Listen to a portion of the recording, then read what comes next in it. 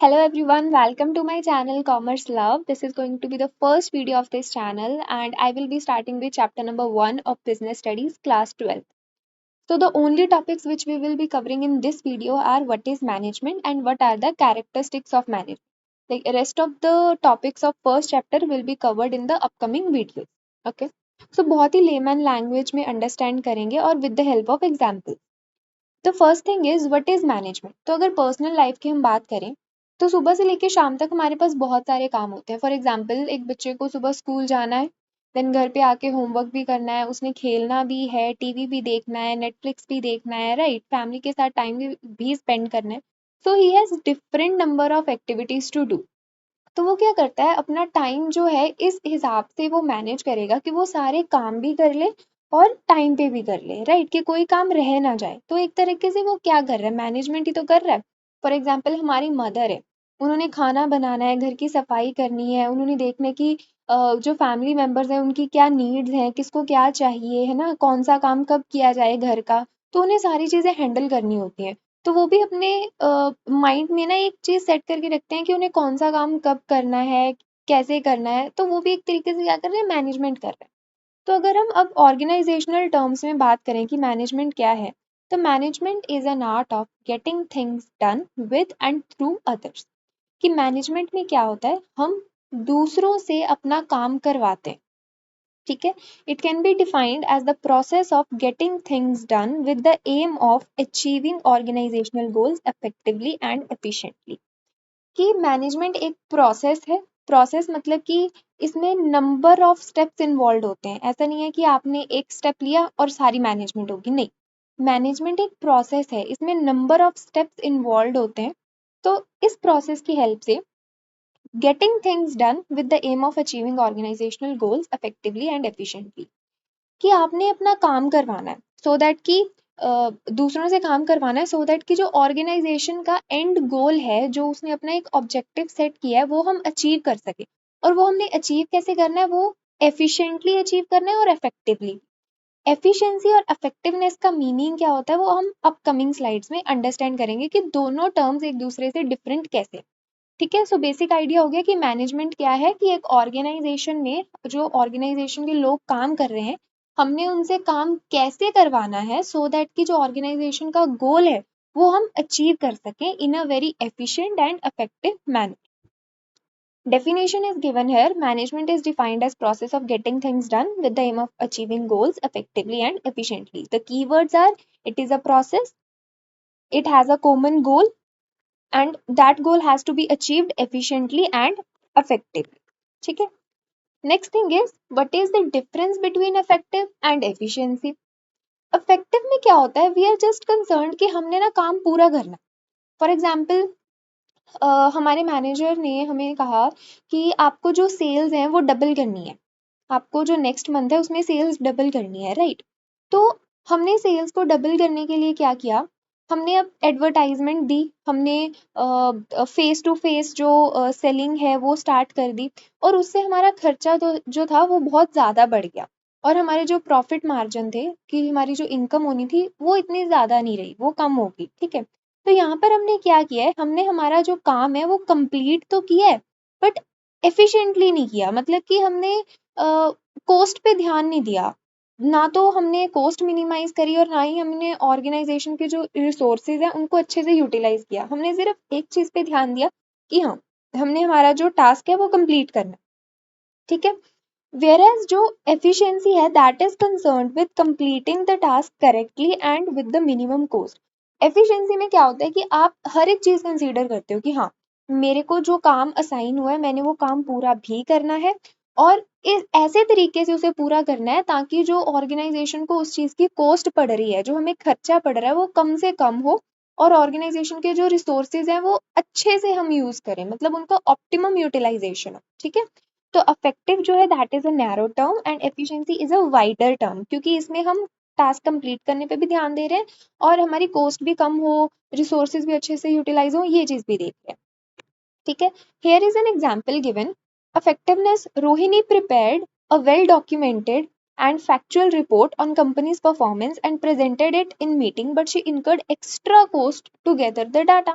मतलब कि उसने एक रिपोर्ट प्रेजेंट करनी थी कंपनी की परफॉर्मेंस के ऊपर, जो कि उसने प्रेजेंट करी, और जितना उसे टाइम दिया गया था कि हाँ आपको कल तक प्रेजेंट करनी है, तो उसने कल तक प्रेजेंट करी, बट उस चीज के लिए ना उसने एक्स्ट्रा कॉस्ट इनकर कर दी, मतलब जितना कंपनी ने कहा था उससे ज्यादा खर्चा कर दिया, right. So she is affective but she is not efficient. Affective है क्योंकि उसने काम पूरा किया है, but she is not efficient क्योंकि उसने जो कॉस्ट है वो हाई कर दी। Efficiency का example, Rohini prepared a well-documented and factual report on company's performance, but she could not present it in board meeting as she could not complete it on time.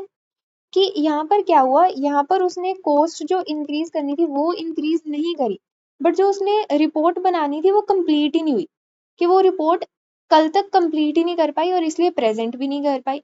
So what she is efficient but she is not effective, कि उसने task complete ही नहीं किया। ठीक है, so I hope the meaning of effective and efficiency is clear now.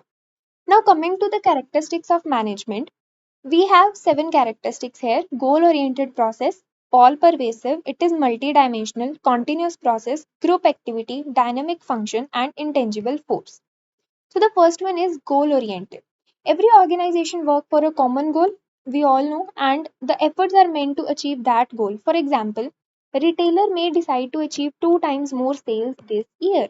कि management जो होती है ना वो गोल ओरिएंटेड होती है, हमारे दिमाग में एक गोल बड़ा क्लियर होता है कि हाँ मेरे को एट द एंड ना ये चीज अचीव करनी है, तो उस एंड गोल को दिमाग में रखते हुए हम लोगों से काम करवाते हैं। ठीक है, फॉर एग्जाम्पल अब एक रिटेलर है, उसने क्या डिसाइड किया है कि उसको अचीव करनी है 2 times more sales this year.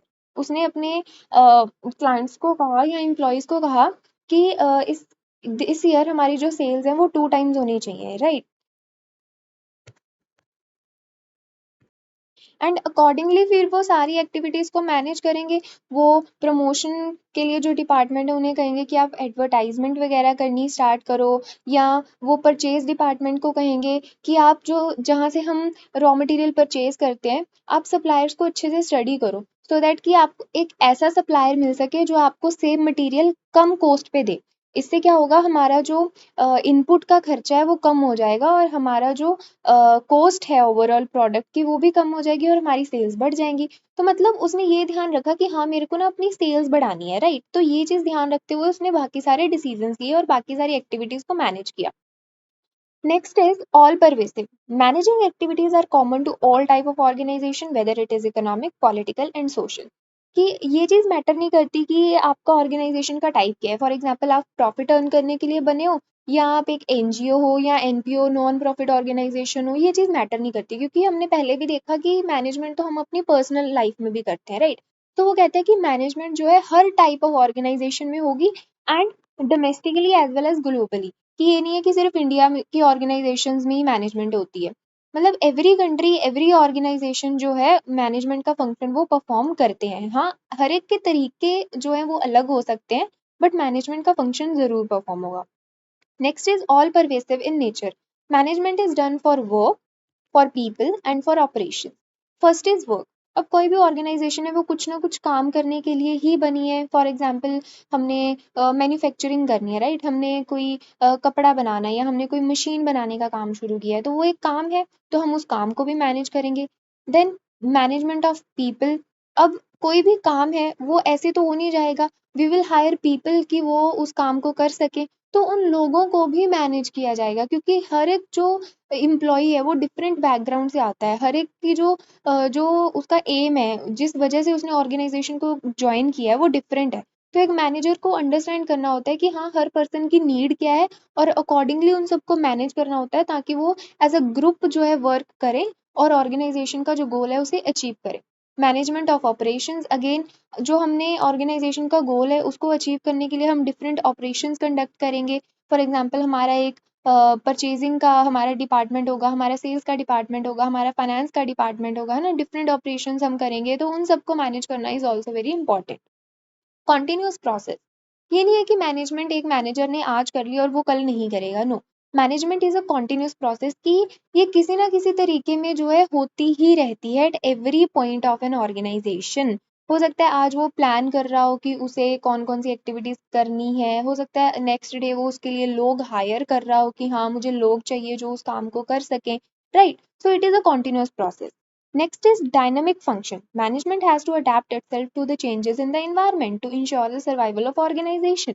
कि अब हमारा जो एक्सटर्नल इन्वायरमेंट है, राइट, अब जैसे कोई गवर्नमेंट की पॉलिसी आ गई या कोई लॉ था वो चेंज हो गया, तो ऑर्गेनाइजेशन को अकॉर्डिंगली अपनी एक्टिविटीज को और अपना जो उनका काम करने का तरीका है उसको भी चेंज करना पड़ेगा, राइट?